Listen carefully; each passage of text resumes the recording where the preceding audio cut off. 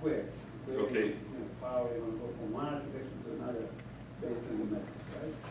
But it's pre-calculated, and it's something that it's just really initial data, and it's I think in this stage relational is good enough. You can do it. Sometimes you can do it better. But Relational is always not good enough. The question is, do I want to take some of the architectural constraints or something XML and search the relational values? we don't search. Obeying the constraints. We don't search. We don't search. We come up to this. I mean search in a specific way, not the full search. Yeah. When you do this design space exploration, you go from one architecture to another. It's not exactly this way. We don't go from one to another. It's just translated to meet huge mixed integer linear programming model, and the engine goes directly to the optimal solution. Of course, it do some internal search, but it's something. It's a completely different approach. It's not search from one solution to another solution. What is it that you're transforming? Is it a structural model that you're transforming, a behavioral model? Okay, it's we are talking here about structural part, and let's say steady state. It's not behavior model, not state charts or activity diagrams or something like this. We are talking here about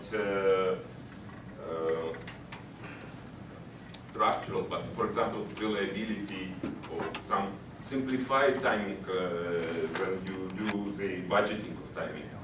You can do it here. I'm wondering, in order to generate eventually an optimization solution, let's say an OPL, C-Plex, or whatever, you need not only to encode the structure and the alternatives, you somehow need to ensure you encode metrics and performance indicators. You somehow need to express analytics equals any equals here.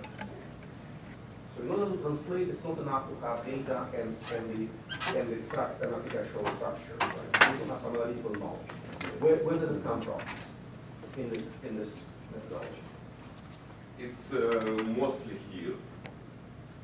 When in concise modeling, we also define,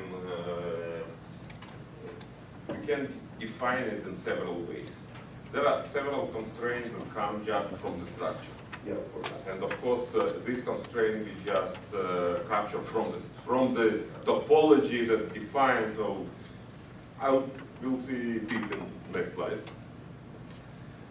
We can directly write constraints. We use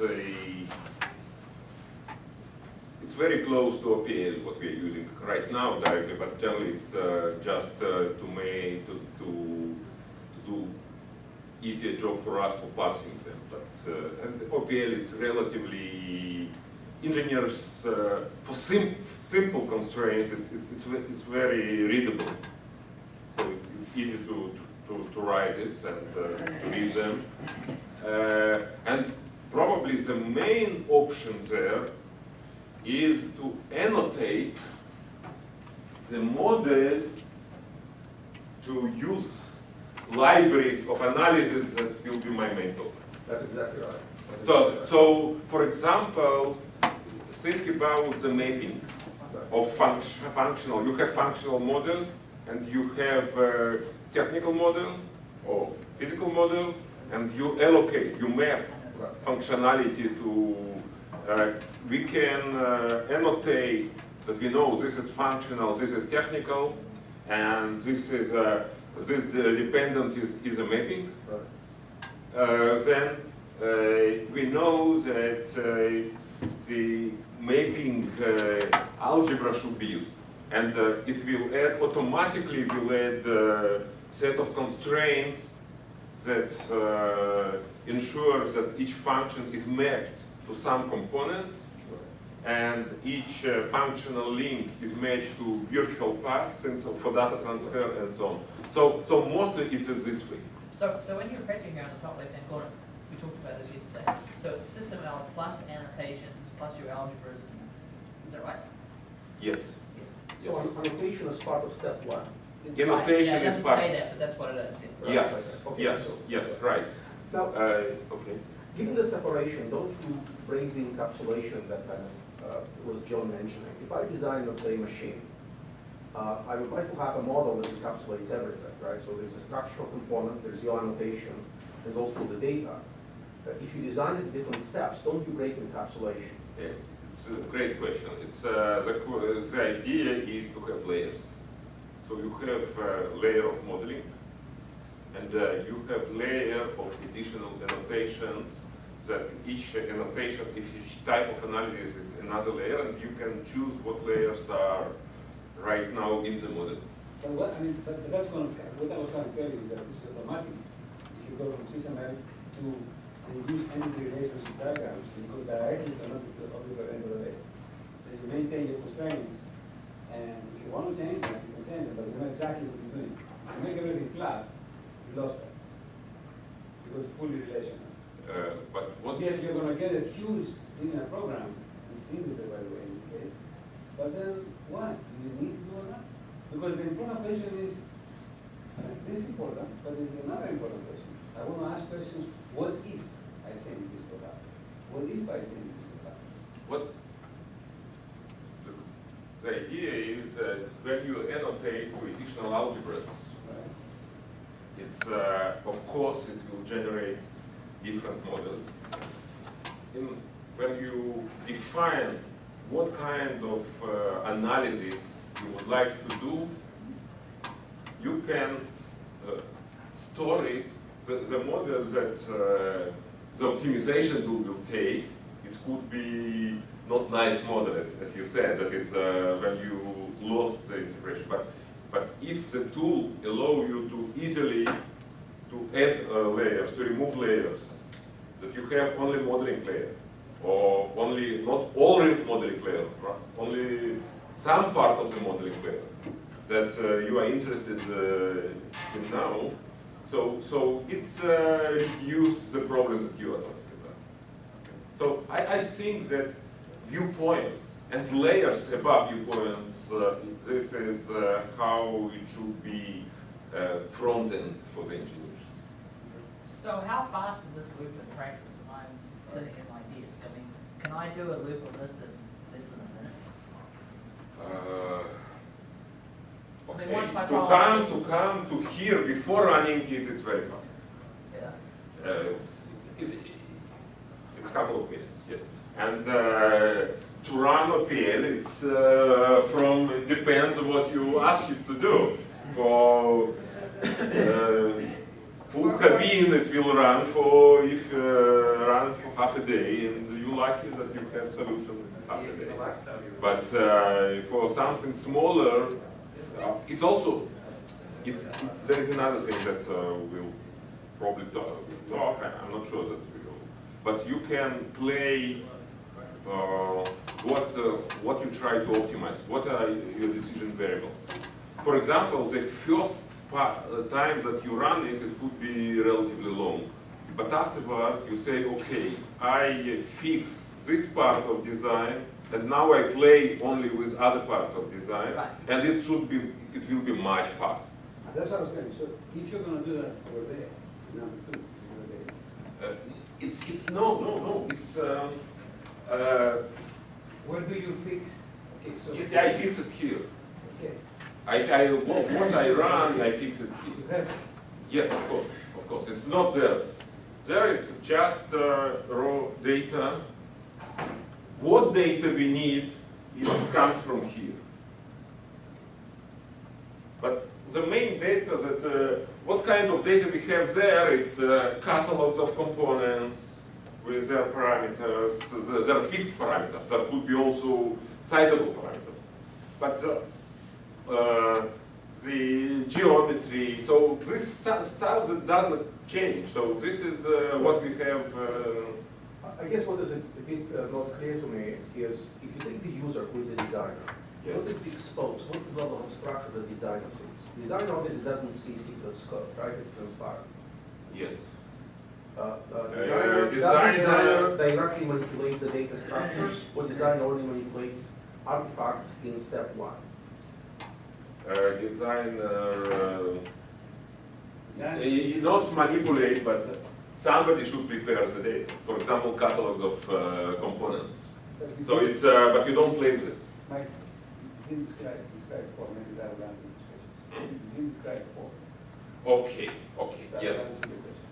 Generally, the idea is, and this is this is the step 4, is a step that we call back annotation, that when you see the solution here, the designer, based on some key parameters, can decide that, and we produce more than one solution, okay, can decide that he wants all or some of them back annotated to this ML.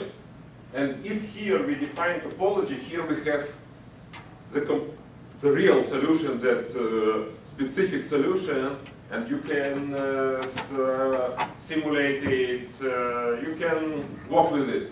Completely instantiated. So Yes, yes, and you can afterwards to based on this solution to fix stuff and Do it again. do it again. So from system engineer, we can work on this level. That's it. that's probably stuff. Yes. One problem I would expect to happen in going from 3 to 4, if you've done a very thorough job of optimization, is you're going to be introducing new elements. It will be only based on topologies that you defined here, and they will be things from, for example, from catalogs, it's subclasses of the class that has a catalog. Okay, so you have to have a master element from the catalog in one for anything short. You have switches here, so here you have some specific switch, but it comes from the table, and it's from UML or SysML point of view, it's subclass of the switch that was defined where some parameters are fixed. No. So what you design described in step 1, if I understand correctly, is not a specific design on architecture. It can be viewed as a template, Exactly. which is parameterized, and then through optimization you instantiate the template. You come with a specific instantiation of the template and other quantitative parameters in step 4. Is that This is correct? understanding? exactly. Exactly. And some of the parameters are actually connection flows. Okay. Yeah. Connect or that or that or. Some instantiate structure, some. 0, 1 variable. Right. So generally, you have topology that you have. Here you have some sensors, some actuators, RDCs, switches, controllers, power that connected to all of them. You have tables that define, you can have also geometry and stuff making there. And with tables that you can choose according to rules that here you have here, that you can define how many parameters, or the range of number of components of each type. That you can have rules on connections that each one of these should be connected exactly to one of this type. And in the additional algebras that we can enter here, according to all these rules, this how it will be. But when this is a small model, like looks when you initiate something like this. So what if in the initial template, what if in the initial template, the designer left something out? He needed a UPS somewhere and not just a basic power supply. Does this system detect that sort of thing and prepare it? It depends. It depends if you define some algebra that we analyze it. For example, you can say that we have, we discussed yesterday interface, type of interfaces. And if you did not, you have components that require some interface, and they should be connected, and you don't have something that supplies this interface and connector or something. For example, they require, it should be optical connection. And you have, don't put optical cables. It will be infeasible solution. We'll come back again to visibility. Yes. So there's a dependency graph. So in, excuse me? There's a dependency graph. Uh, What he's asking for is, do you support dependency progressive dependency? It's if we analyze, if we do check for something, the secrets come with definite solution. It's correct by construction, or in physics. But let me answer the thing. This system won't tell you you need this component. This system won't tell.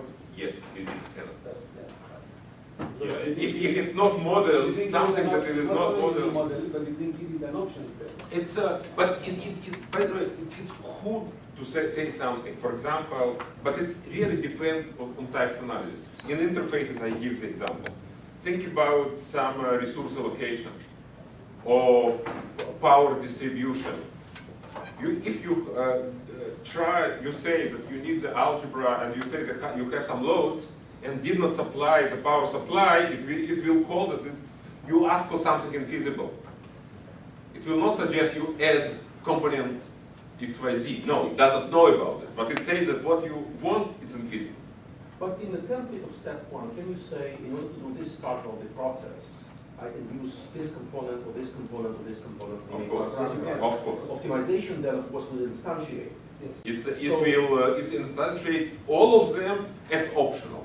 That's right. It's not the goal and check one by one. It's So just if I understand correctly, if something is not anticipated by the template of the design in step one, the optimization, of course, would not suggest it.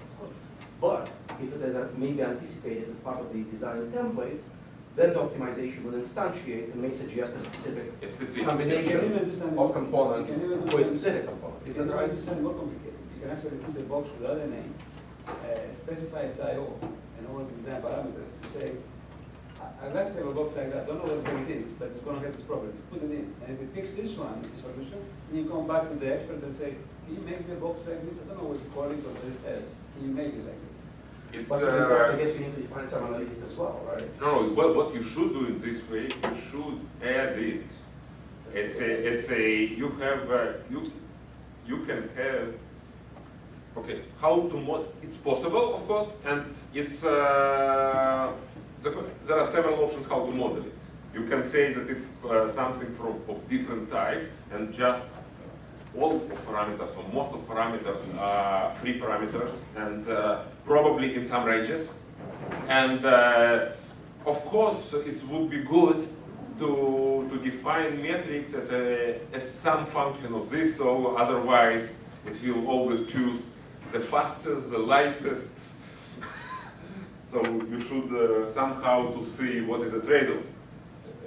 But of course you can have some placeholders for new. You can do that.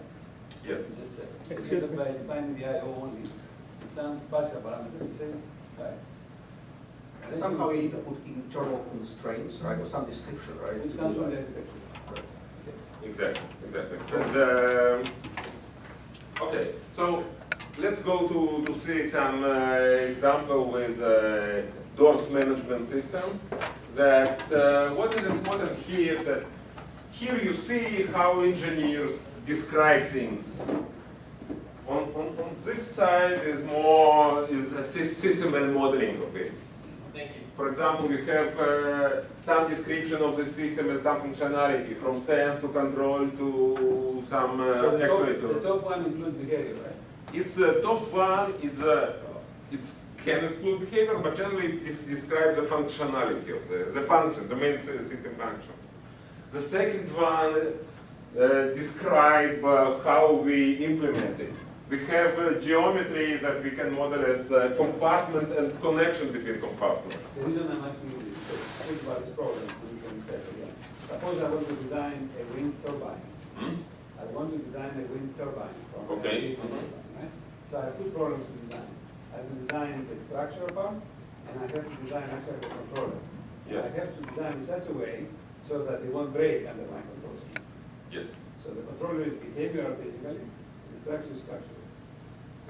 Yes, you can do it. You can. So where in this diagram I will put the control constraints and where I will put the structure? They will be yes functional, and usually it will be in different functional scenarios. Okay. Thank you. Okay. Excuse me. We we add the mapping. Oh, So sorry. the designer's job is not actually like I would say all days, for example, the designer goes and design his specific module based on the domain-specific knowledge, right? Now you say, okay, we don't require him to do that. He just needs to give us a very detailed model and template, and then we do the search optimization with our tool, and it gives hopefully the same result that he would achieve by his own domain-specific knowledge design. Yes, but as I said, it's more to define templates, what must or should be connected one to another, and to define the algebras for analysis. Right. The expert will give you optional templates parameterized. And we'll go into here, and the system engineer will do the overall trade-off analysis. He will not substitute the expert. He has to live with the expert's constraints. What I'm trying to say is that this may take much longer time because in order to this system to work, it needs very detailed and accurate model of everything, right? Not necessarily. Because he said we have catalogs with libraries, we have to specify algebras for everything that happens. Different layers of granularity. Yes. Yes. First of all, if you for your trade-off analysis, you should know, and it's closer to the modeling part. It's easier to have in some way to have catalogs of components. The second part of reusable libraries for analysis, yes, you need, if you don't some algebra for analysis, for example, if you don't something that do reliability analysis, you don't have it. So you should check the solution afterwards. Of course, it's much better to take it into account, at least in some level, during the design optimization. But the key point here is to have reusable library. So when you did something, and usually it's do some power users, not regular users that do the algebras, then regular users can reuse it again and again. Think about how you reuse regular modeling libraries. For example, suppose we have a large system, it has a mechanical part, and it has a, for example, electrical part, right? Yes. And the electrical designer comes to an optimal point, says, okay, if my design, for example, want to have the optimal power, it should have these parameters, so these are the set of optimized parameters. And the electrical part has a set of different parameters. But, for example, if we put them together in a larger system, those parameters may not be the optimal points for the whole system, right? Of course, and this is exactly why we need system engineering. You will not do what you just said in system engineering. You will just give parametric values and tolerances that you're willing to leave, and you will let the trade-off tell you.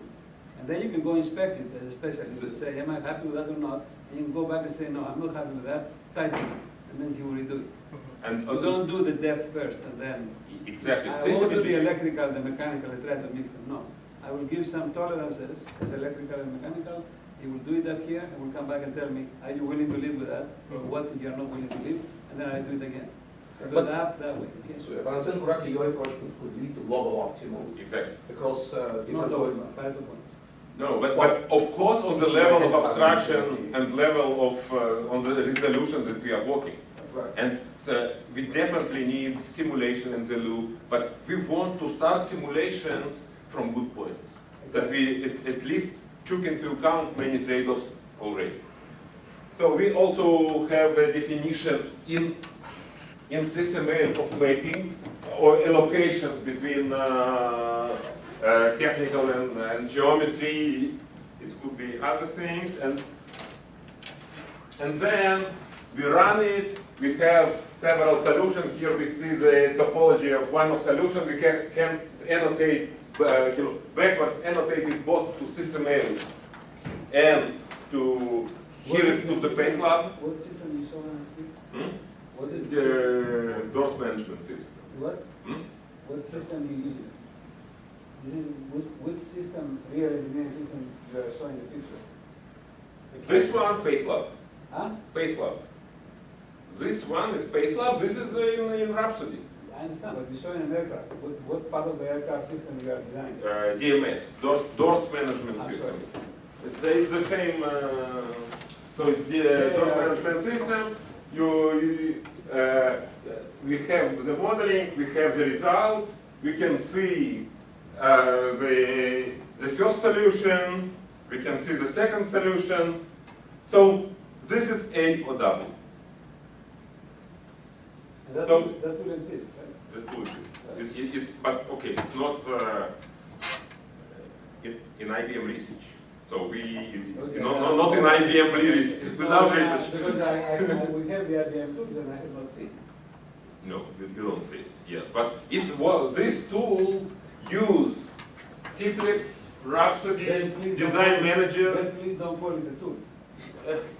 It's tool that's okay. It's not product. Unless if you give it to us, then I'll call it tool also.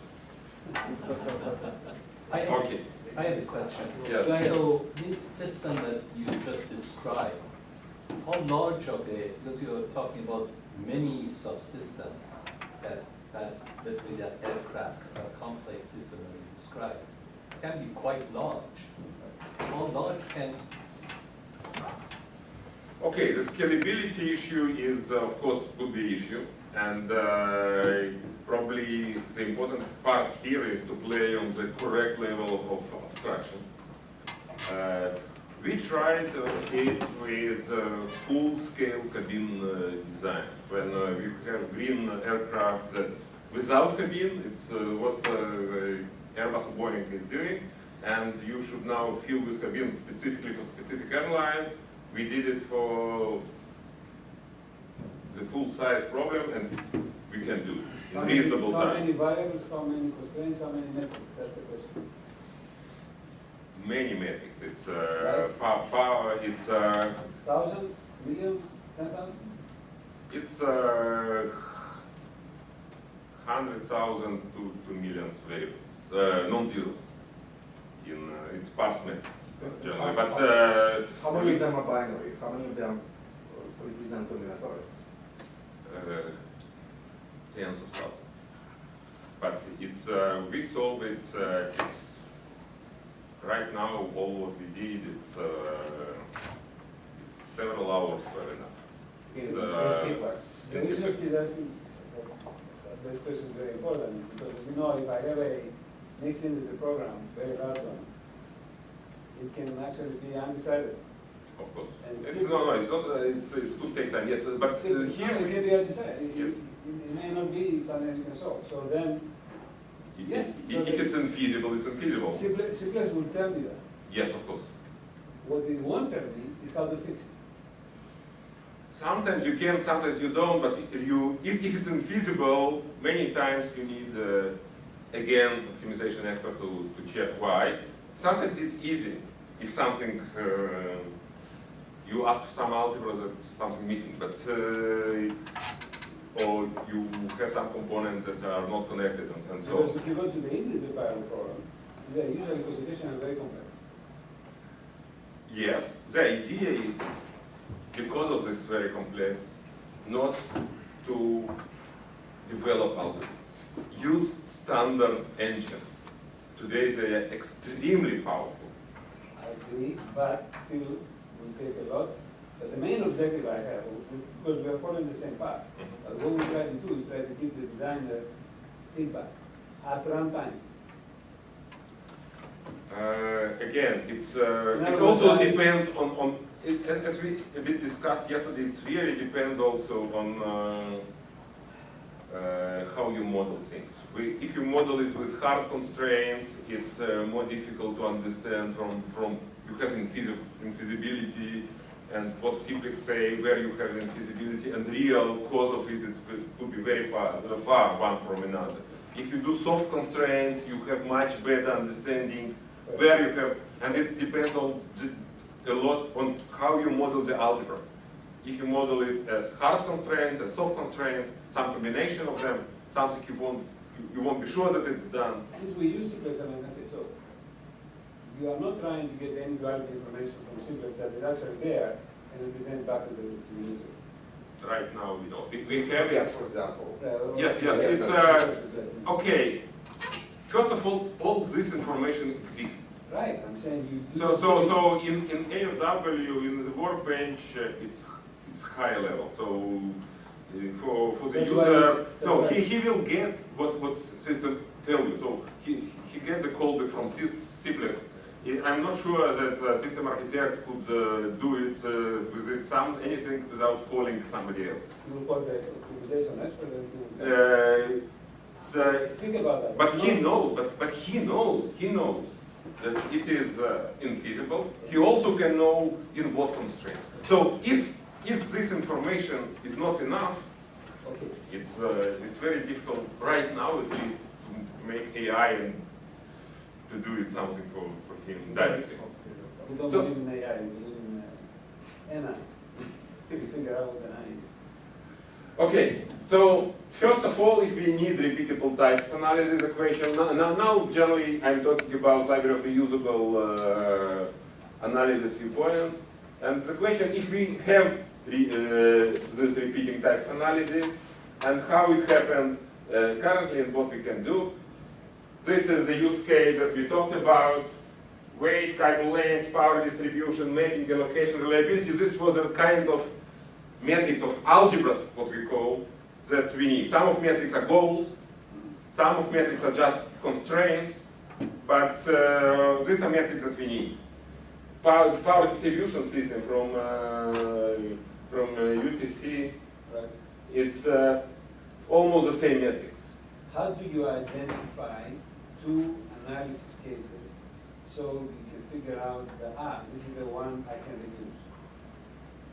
Again, metric, again, calculations of this, reliability. So this is kind of thing that we see in automotive when in AutoSAR, we have software component that you should map to. Sorry, hold on.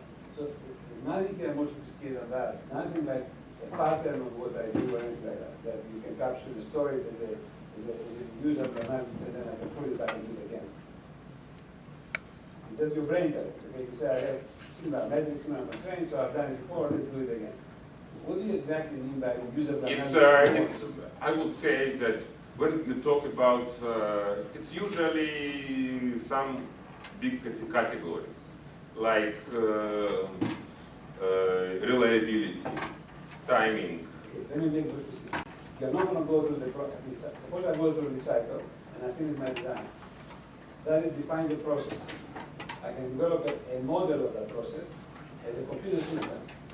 And now I can say, I want to have another process, are they similar? Then I can pull it up. You're not doing anything like that.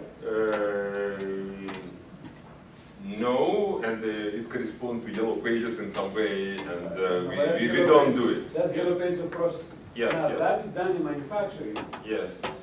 But the question is, can you do it for system engineering process? Or We plan to do something similar, and we just a week ago I gave almost the same presentation in Technion, and Avi Stubik, you know him, so probably we'll do something very close to what you are talking if you have for that, processes. if you have that, then the meaning of the user analysis processes can precise. It should not be precise. It should No, you be. can precise means you can capture it as a. Yeah, but you should. But it's a yes. But, you know, if you take this and cast it in your GPMU framework, which we talked about yesterday, there are constraints on when things will be stable, and, you know, there's this report which is published by the Berkeley Guide, and your name's on the front cover, that talks about conditions that need to be true in order for the thing to give deterministic answers. Okay. Okay, and so then that would lead to the question, when can I find a better algorithm to improve perhaps the performance of the system? Because I can take a larger time scale or something like that. Or I understand. Beta algorithms, I'm not sure that I understand the question, but usually this system is not for beta algorithms. It's more for how to give it's more a Lego problem, and you can add algebra, so analysis, additional analysis that check your different Lego solutions. It's kind of a reusable modeling methodology, right? Yes, and the problem that we solve is from Lego blocks to build a model. And we give some analysis that it's during the optimization phase. It's not you can do what you can do during simulation for specific system. Here we do it notationally for all optional systems. So this is the price of steady state.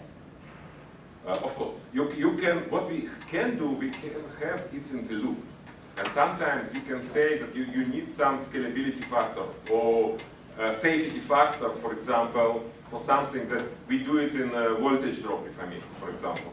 You can do it that we have algebra for voltage drop. It's not bad, but it's not as if you have a specific simulator for that Hamilton has, and they calculate it. And we see that, okay, it's not feasible according to the simulation. So we can say that requirements, it's not x volt like x plus delta volt. And we try to solve it, and so there are possibilities what to do with it, but still having algebra, approximate algebra, usually much better than not taking it into account. It's especially for reliability. Something completely different. We have several system of system design problems, and this is one of them. This is of course a two-banner challenge from 2012 to find forest fire fighting system. Probably to do it more economically, where we have fire forces not for each region, but distributed between regions, and for specific scenarios of fire, you can combine forces, and you have some timing requirements when you start deal with fire, when you must finish. For detection, the same thing. So we also have in another project in GANS, it's a big European project, there are several scenarios for design of system. We also apply our system. This is, for example, the solutions are something you can see it's in some way similar, but we can also, if instead of 3D, what we have in that example here, we map it to Google. So it's this same problem is very similar to one we looked at, which was the disaster issue, right? So you have a disaster problem. It is to manage your disaster. How you combine forces and how you distribute forces, and we took the congestion on traffic congestion and all of this according to what we are doing. And the disaster review, you also have to take into consideration the hospital as part of the system, because they can get filled up, and then you have to put patients where you can take care of them and all that stuff. okay, It's very similar to that. many use cases, and we can answer. We have repeating type of analysis. Now the question, let's go with total cost. And here I'm talking about total cost of system. We have sense, control, the actuate functions. We have some topology that should answer it. How would people model it? Most of operations research experts would model something like this. We would have some table database for sensors, for each sensor type, for each switch type, and so on. And we have binary variables if we use sensor I of type J. And then we calculate the total cost.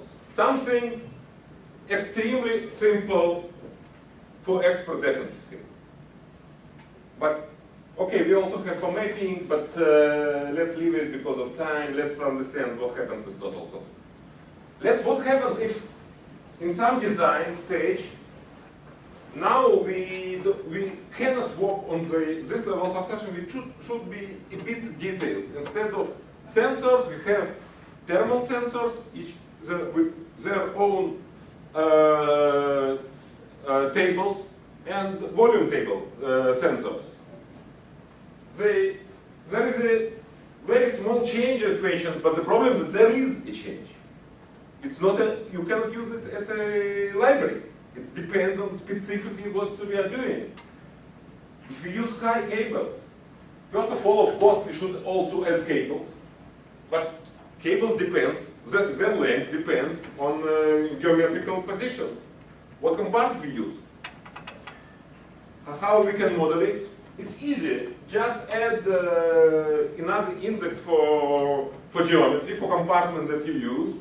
The problem is that, again, the model changes. So, okay, this is for modeling of mapping. If we have redundancy channels, how many functions we now have to map, it's also could change. So it's the problem that we cannot do it. And the idea that we found out as extremely powerful is change the paradigm from classification by containment, as I'll talk now, to classification by property, and using ontologies. So the main problem, if we analyze why we have the problem, is definition of sets. Sets are defined sets that we need to calculate for different algebraic calculations. So they're defined in a way that when we have a change in our design, all the examples that I gave previously, the sets change, and we should change the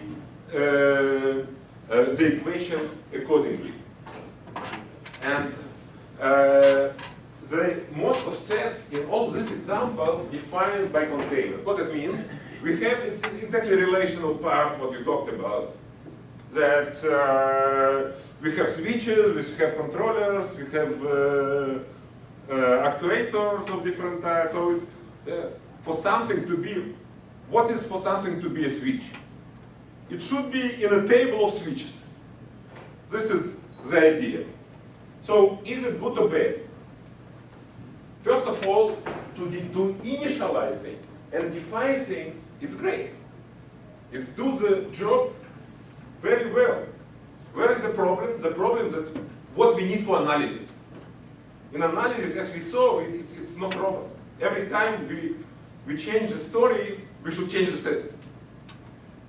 So what we want to do, in 2000, it's more than 10 years ago, in information management, Parson and Van suggested what is called classification by property, that we have things that have intrinsic, it's internal properties and mutual properties. It's something contained in something. And we have two or more things that have mutual property between them. And there is no a priori classification. And of course, the class is defined by set of properties of things that have these properties. So this is how we want to have everything. There are some very natural APIs that this approach suggests. One most important is scope. Scope of set of A of attributes is calling all the things that have this attribute.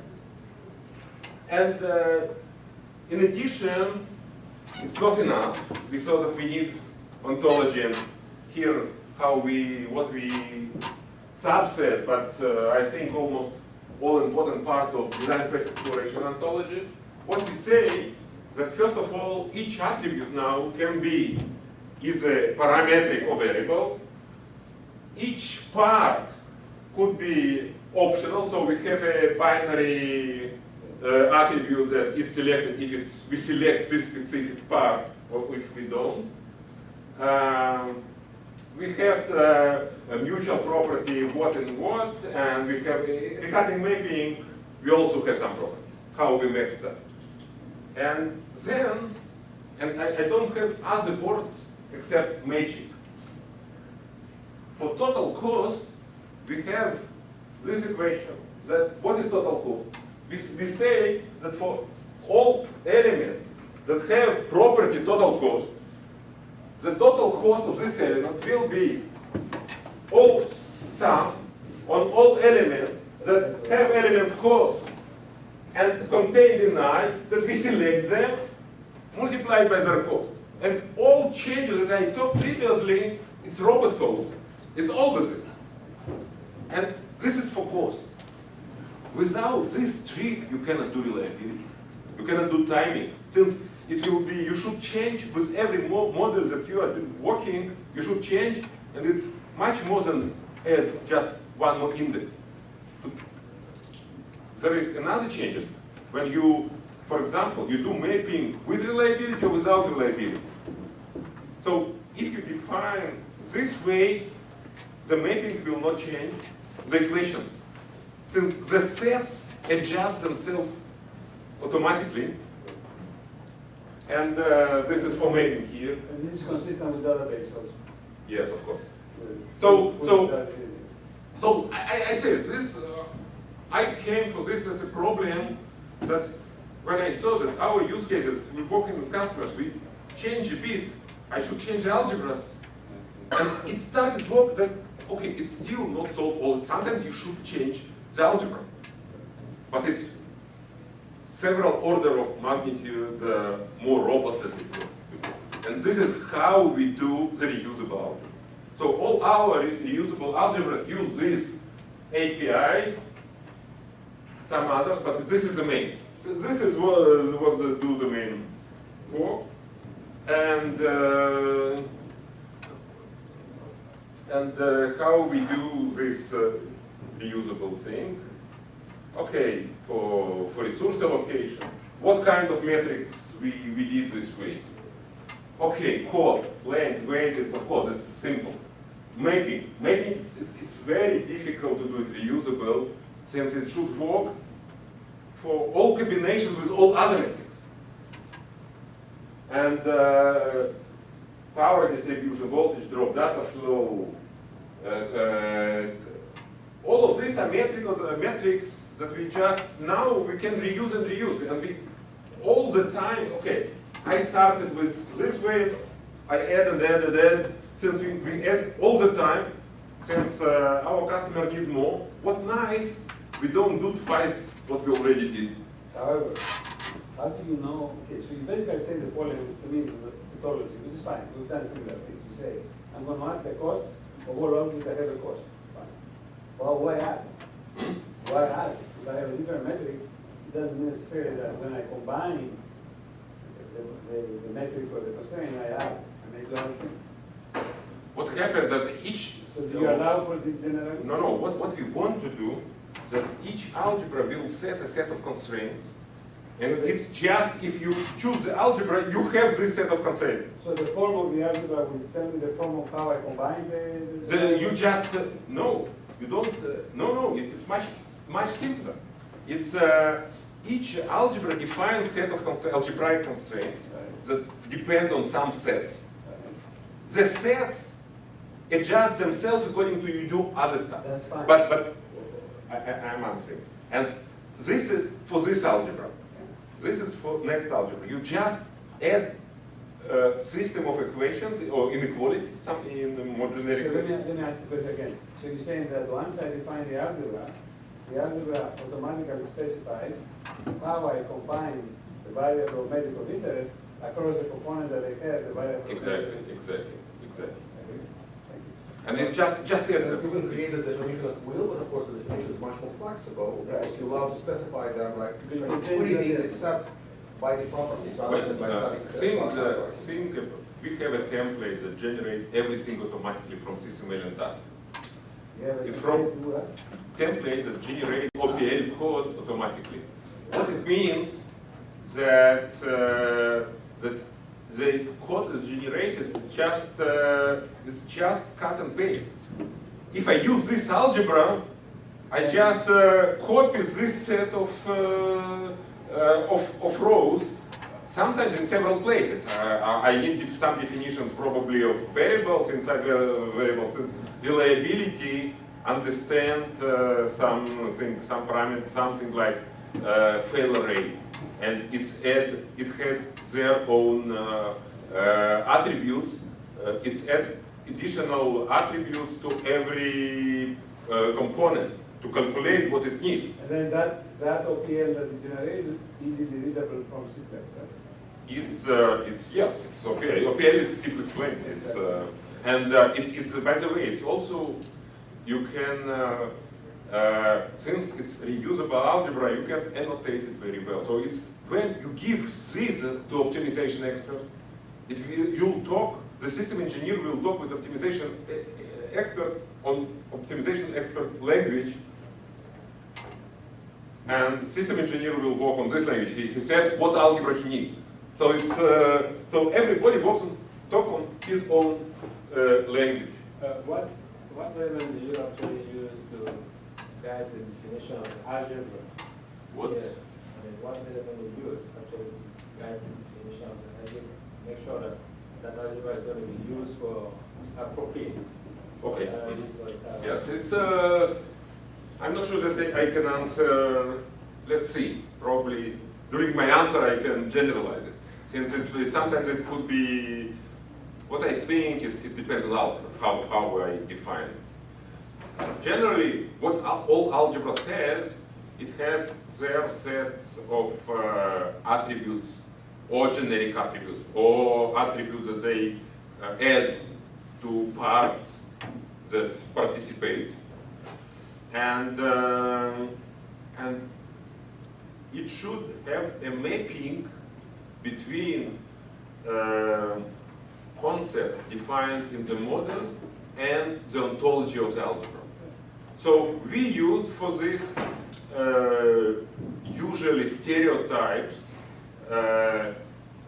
but we try to use more and more user interface that it's not the user should define stereotypes to do it easier. That for user it will be easier than just to define in all required places the stereotype. But what backend is doing and what the engine understands when it reads the SysML model, it's stereotypes either or on blocks or on parts or on attributes. But taking this question a bit further, this question from computer scientists, if I take OPL, which is much lower level of abstraction, OPL has a precise formal syntax and precise formal semantics. If I look at what you are doing, right, you take SysML, right, to describe certain parts, and then you have the annotation. So it's still interesting to answer, can you describe the overall language using this graphical covariance paradigm, associate formal syntax with this language and formal semantics, so that one can prove that, for example, your reduction to OPL is sound and complete. So it's nice to have a well-defined computing language using your different paradigms. No, SysML itself won't do. You need the annotation. Of course. But then you can have different. No, it's Of course. So Then you can the language doing combining this together. no, it's. I think the question is not like this. It's smaller. It's per algebra. You should do it per algebra. Since we don't translate the whole SysML model, we translate only what we annotated. Yes. And this annotation is given according to the algebra. And what is good that you start from SysML, you have algebra that it's not code. It's a system of equations. The good part of it that it's, and I think this is the most important part, that it's reusable algebra, and then you can use technique like in in every tool that you use, that you translate from one model to another model, you can check if it's what you want. But it's per algebra. It's really per algebra. You can see that if what you define in SysML model for this algebra is correctly translated to OPL, not the whole model. It's meaningless, the whole model. The translation is always per algebra. Yes, there are some algebras that you shouldn't define. It's automatically, and it's the structural part. All structural parts and all structural constraints defined in concise modeling translated to constraints according to number of links and all of this stuff. How to formally prove it? It's interesting. It's interesting. Yeah, it's interesting. It's really interesting. So it's a good question. Okay, summary. Just to summarize that we want to use tools and reusable algebras. We have repeatable patterns and metrics that we want to reuse, and current analysis doesn't help. So we want to go to classification from containment to classification by properties. We need ontologies to define, also to define algebras and the basic DSE ontology that we are using. And we really add and add algebras, and what we see is that, okay, we do have bugs. Sometimes we go backwards, but if we find bugs, but it's relatively it's rare. And it's, again, since it's reusable, you can put much more effort on quality of it than if it's one-time model. So it's from this point of view, it's all the advances of using libraries. In every library, you can have a bug. So, and I think that probably would be interesting for some people here that to use something like this for dynamic systems. Because if you don't have diagonal behavior. We have representation of behavior, No, but it's of course it's not dynamic. Go to the problem I gave you, the wind turbine, right? Okay. I can show you pictures of wind turbines that have been broken because the time patterns of the controller were not optimized for the structure. We do have something like this. Then For it cannot be done by steady state. it could be done. It's trans because I do to the wind turbine this, and then it breaks. The question if you can define conditions when it happens. So it's even if you can identify. So it's a question of how we model it. I agree. It's very right now. We definitely. I'm talking here about yes. This needs to be done. Otherwise, we don't have the full picture. It's more for the simulation part, and I don't know. We also think how to combine dynamic stuff. Similar to what you described you are doing with functional constraints. So we're working on this direction too, so probably it's going to be disconnected. And of course, you can work on optimization of... If you give me this, you will... Okay. So I'm sorry. Go ahead, yes, but thank you. Appreciate it. Sorry for the dealing, but there's a lot of interest in these things. I have a quick question. It seems to me that when you try to put these different models or parts or pieces together, there is one other issue that comes into play, and that is interoperability. Do you account for that? Could you... Well, interoperability means that, for example, let's say the designer says that I want to put these subsystems together to form the big system. And each subsystem might have a bunch of parameters, and each parameter might have some range of acceptable operation.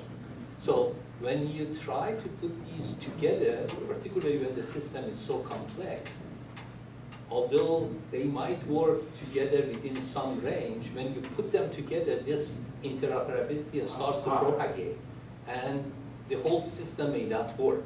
How would I know that when I put this together, it would be interoperable?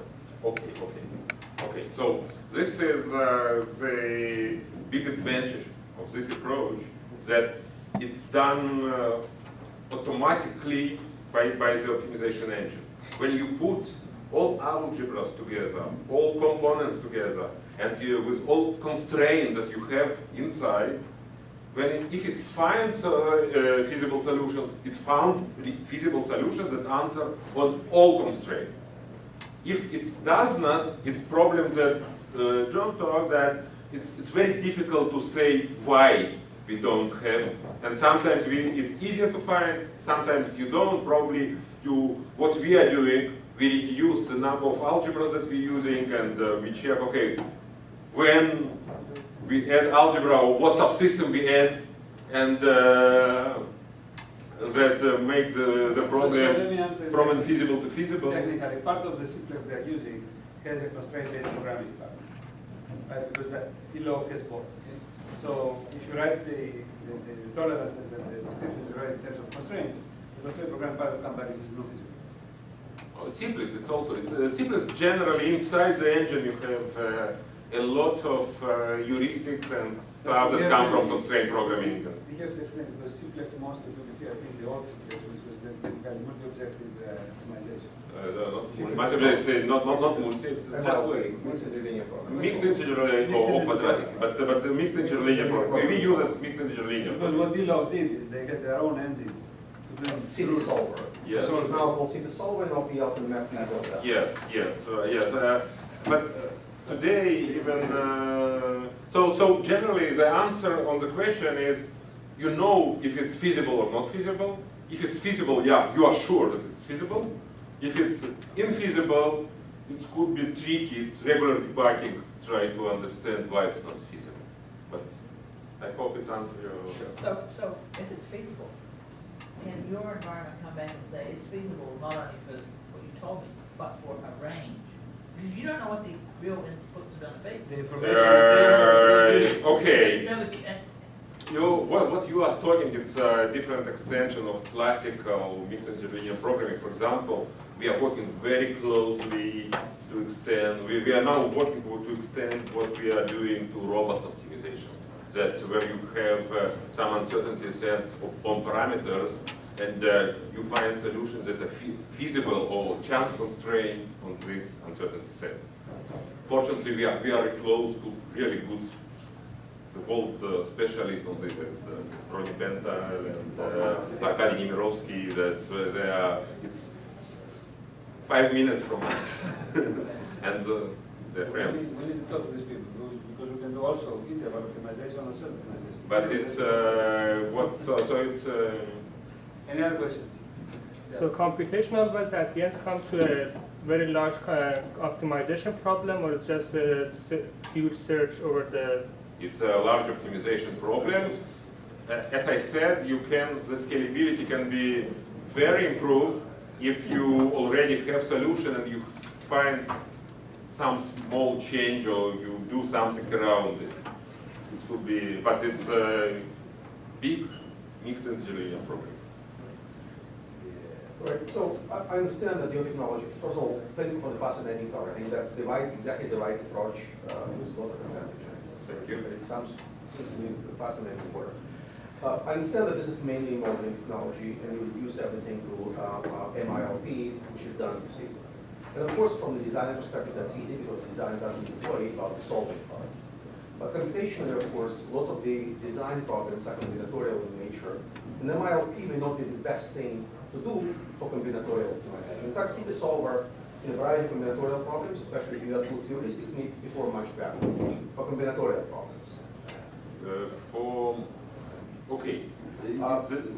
So any plans for you to look at the solving part, right? Particularly how you combine various solvers, how you encode certain heuristics, so that you can scale much more in terms of the size of the optimization problems. Any Okay. plans for that? Okay.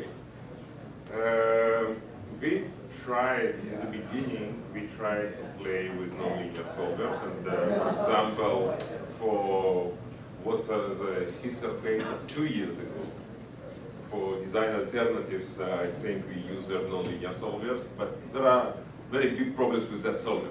So for today, we try to keep the simplex, and if it's appropriate, and I think it's mostly appropriate if we try to combine architectural design with some scheduling, it's to make master slave with CP, with another engine that we have inside. But right now, the main direction is still MILP, and I must say you that 15 years ago, if I write something as a mixed integer linear programming, it was not to solve it. It was to define the problem only. And then you should think about the algorithm. The engine improved significantly over the, let's say, 5 years ago, it was really depend on how you model the problem. And today, it still depends how you model the problem, but with sometimes it's simplex do most of the job, even for best modeling. It's at cards, it's very strong way. Not only simplex, by the way. You have Jerobi, you have some others, but they are extremely strong. And what we decided not to compete in algorithm, to compete in better modeling. Okay, any other questions? One last question. Can you do behavior without tubes? Think about that. Okay, thank you.